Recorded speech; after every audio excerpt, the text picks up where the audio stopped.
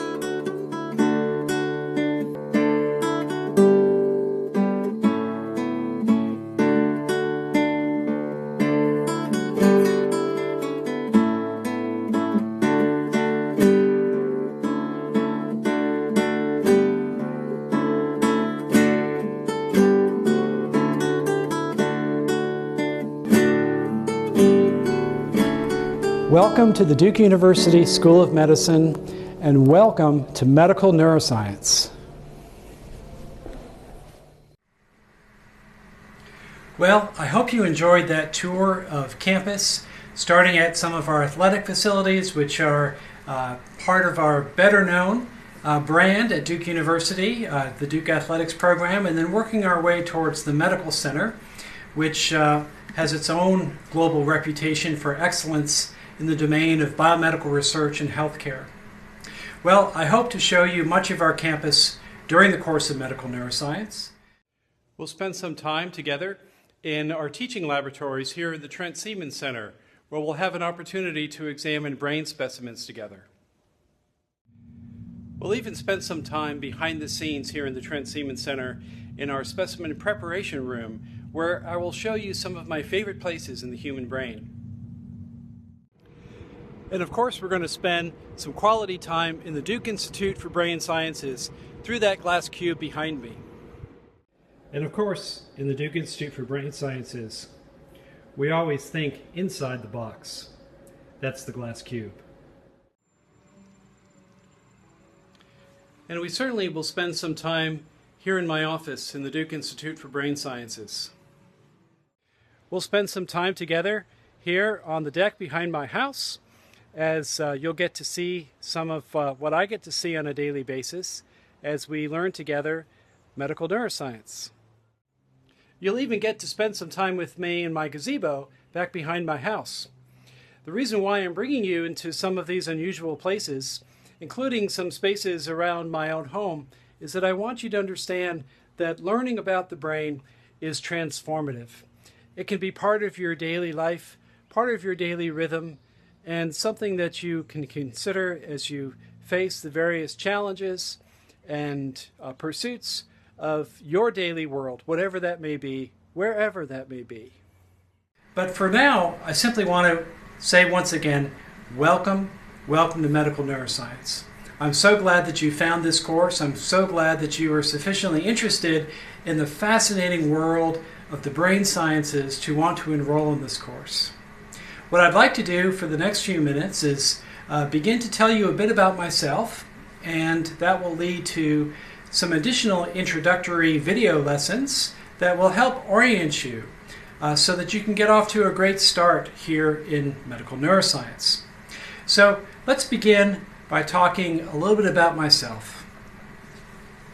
I found over the years that it always seems to help my learners, and certainly helps me as an instructor, if I help explain to all of you a little bit of my own story as to how I got to be where I am today. Well, my story has a beginning, as all stories do, and in my case it was back in sometime in the last century. I won't tell you exactly when, but I was born and raised in the northeast corner of the United States in a small state, indeed the smallest state in the United States, called Rhode Island. It's a beautiful place. It's part of the region of the country that we call New England, and in my case, Rhode Island is really dominated by a beautiful rocky coastal landscape. with the occasional sandy beach there as well too. But the ocean is near and dear to my heart, as are the cold and wet and damp winters of my youth in that part of the world. Well, it's a wonderful place to be born and raised, and I return there often to visit family and friends and some of my favorite places that I will share with you actually as the course progresses. I moved out of that part of the country, however, towards the middle of the United States to a city called Tulsa, Oklahoma, where I did my baccalaureate education at a university called Oral Roberts University. There I majored in biology, and I decided to stay on after graduating with a Bachelor of Science degree to pursue a Master of Biomedical Science degree emphasizing physiology. And it was at that point in my educational career that I was introduced to the human brain. In fact, the year was 1986, and I first met the woman that I would marry on the same year that I held a human brain for the first time. So that was several decades ago now, and in both cases, that of my wife and that of the human brain, it was pure love at first sight. So after completing a master's degree in physiology, I was determined then to pursue a doctoral degree in the field of neuroscience. And at the time, one of the very best programs available was at Washington University, still in the Midwestern part of the United States, in the city of St. Louis, Missouri, where I pursued a PhD degree in neurobiology. Well, I received that degree in 1992, having the benefit of working very closely with Professor Joseph L. Price, one of the truly great neuroanatomists of our time.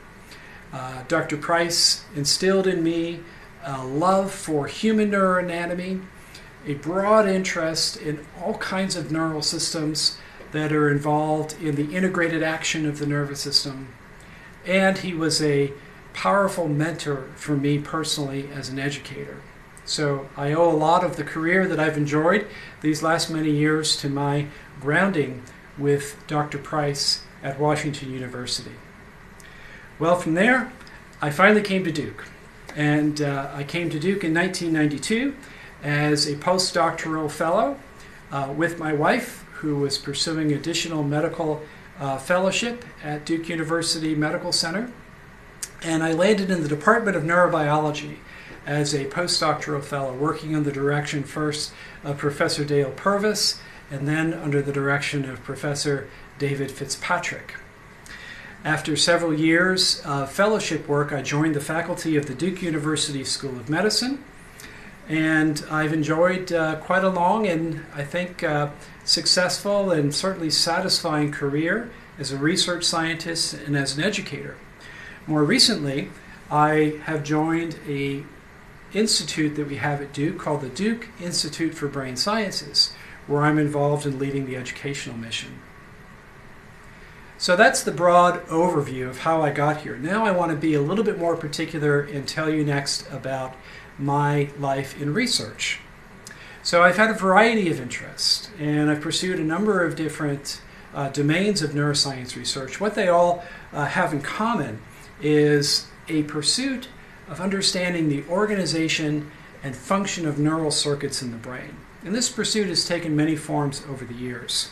Much of my career has been focused on the mechanisms of response selectivity in the visual areas of the brain.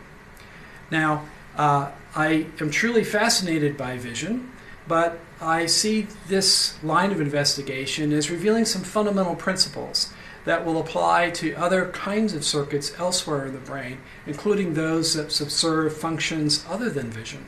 So my interests are primarily basic at the level of understanding how the structure of neural circuits accounts for their physiology, their function.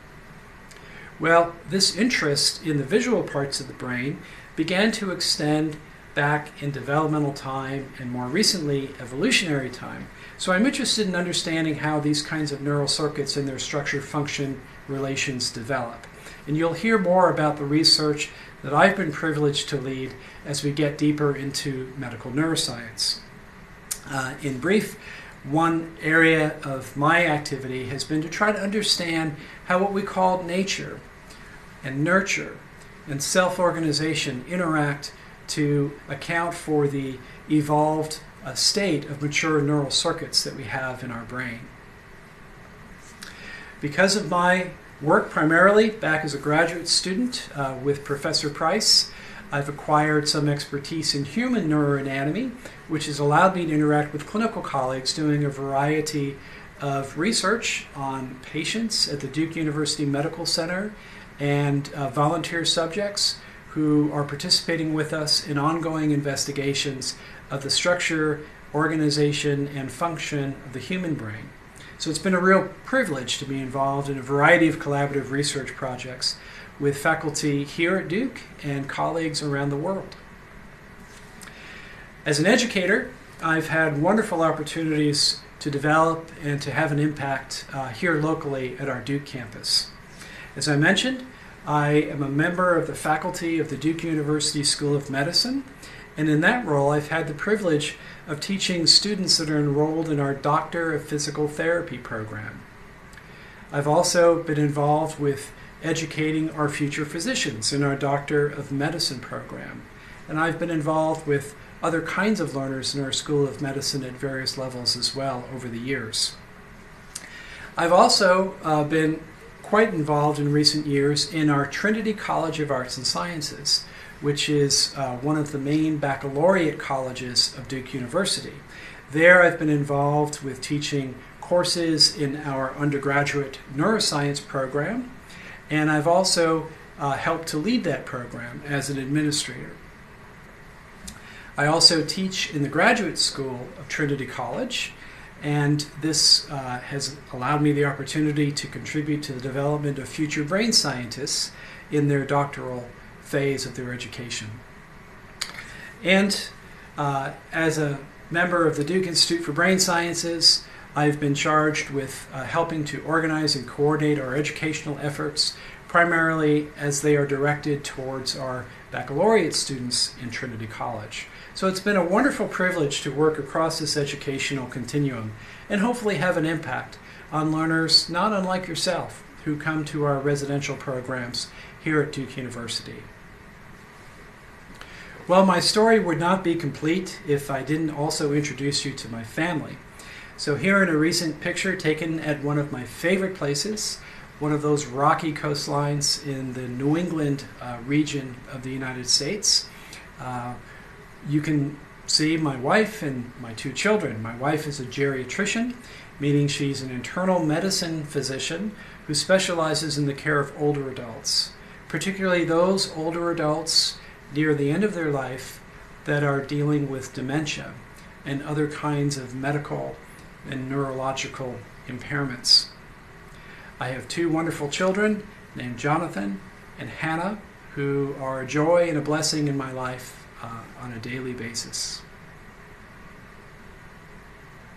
Well, now that you know something about me, we'll next turn our attention to understanding the scope of medical neuroscience.